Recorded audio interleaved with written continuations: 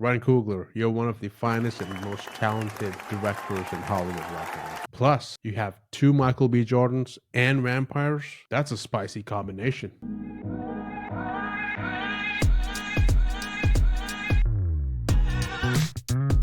Welcome guys, welcome to Buddies of Blockbuster. I'm your host AJ, and we're here to review Sinners. I've been hearing a lot about this movie, and this opened up with a unique score on Rotten Tomatoes, which was 100%. As it's looking at it right now, it's at 98%. So a lot of expectation going in, and I watched a couple of reviews as well. Go-to guy Jeremy Johns also gave great review for the movie, for the story and the actors in it. And it's funny, I chose to go for a movie called Sinners on Easter. So happy Easter, everybody. But before I watched this over the weekend and stuff, I did watch Passion of Christ. I did watch The Chosen. Family went to the church. So being a kind of a good Christian, so don't kill me about it. Aside from that, I had such an awesome time, and all the credit goes to the vision of the director and how the whole cast portrayed it. Now, I've got to warn you guys, if you're going based off of the trailer and if you're expecting this to be a vampire slasher movie where it's all about horror and killing and bloodbath, don't go with that expectation, because you're going to get that, and that's towards the end, but it's the build-up. The first half is strictly about character arc, the introductions, going through each and every phase of the main characters, as well as a lot of supporting cast that plays a pivotal role as it all builds up to this unknown that's out there. Now, the other piece is, we all know that, hey, there's vampires out there,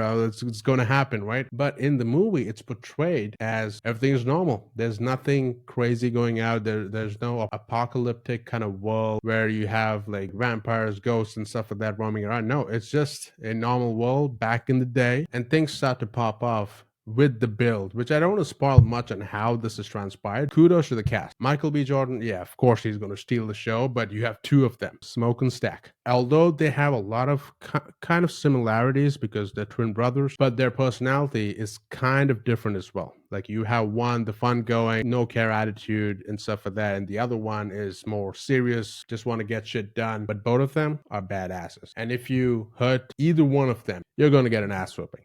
That's evident with their presence, and I love their style. The classiness that they had was just awesome. That just made the movie a lot more better in my eyes. But I've got to give a shout out to Miles Caton. Apologies if I'm pronouncing your name wrong. But I was just looking this guy up, and it looks like this is his first movie, and my God, he stole the show. In my mind, his acting skill, the stuff that he brought to the table was just impeccable. Plus the singing and stuff like that. That's the one thing that you get to see in this movie, is it's kind of a mini musical, and the compositions within this movie, whether it's jazz, whether it's the blues, it was so good. You know, I think a lot of other musicals need to learn from what RyanCoogler has showcased in this movie. You kind of vibe to it, and I really like the way how it's been filtered out throughout the whole movie, because it's building up to this whole vampire massacre, but you have all of these songs in the mix. It never felt out of place, is my point. The cinematography and the way how everything is shot is so good, and I really like the way how RyanCoogler doesn't see race, to be honest. Like, you might think, oh, there's multiple races, they have their own ways of doing it, but I honestly feel he just believes this is how the world is, and it needs to roll that way. Now, in terms of the story, like I mentioned, I cannot spoil much. This is back in the 60s, the 80s, and stuff like that, where you have the African-American folks in the Mississippi area struggling in a way, but also living in peace and harmony. Like, there's a balance in that component, and that's where Smoke and Stack comes in, wants to have their own party. They're doing a lot of illegal stuff, and that's how they get their goods. Don't want to get too much into the storyline, but they have this one night where they want to have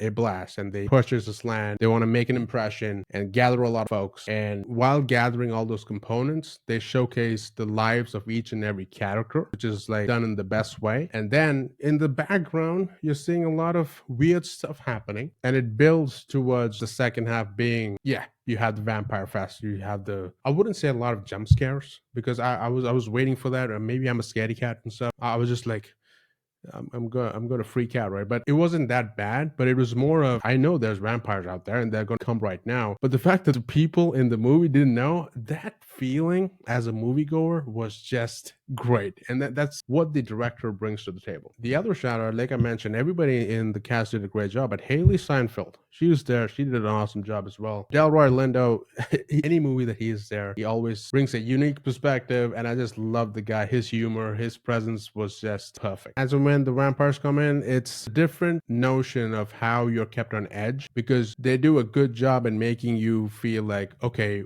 what the hell? You know, it's weird sometimes, and it's like you don't know what's going to happen next. And the fact that you know your life is at risk, but still you have the feeling of, okay, when is it going to happen? Right? But all of this credit goes to RyanCoogler. I just love the fact that he took a movie which most of us thought that it's going to be just a vampire killing horror movie, but showcases actual character arcs, intros, music compositions, which was awesome, kind of a musical, and then builds the tension and builds towards this bloodbath that happens. And to do that in the way how he showcased it on screen was just great. So I would say, don't wait for this to come on the streaming platform. You've got to go and experience this in the theater to be on edge, because you know what's coming. And I'm just proud of what RyanCoogler has been doing. The only piece of advice that I would give you is, you might feel the first half or the build up might be a bit slow. You might feel like, okay, I just want them to start like attacking. You need to have the openness of actually wanting to know these characters and go with the flow. Just have that in your mind, and the payoff at the end would be perfect.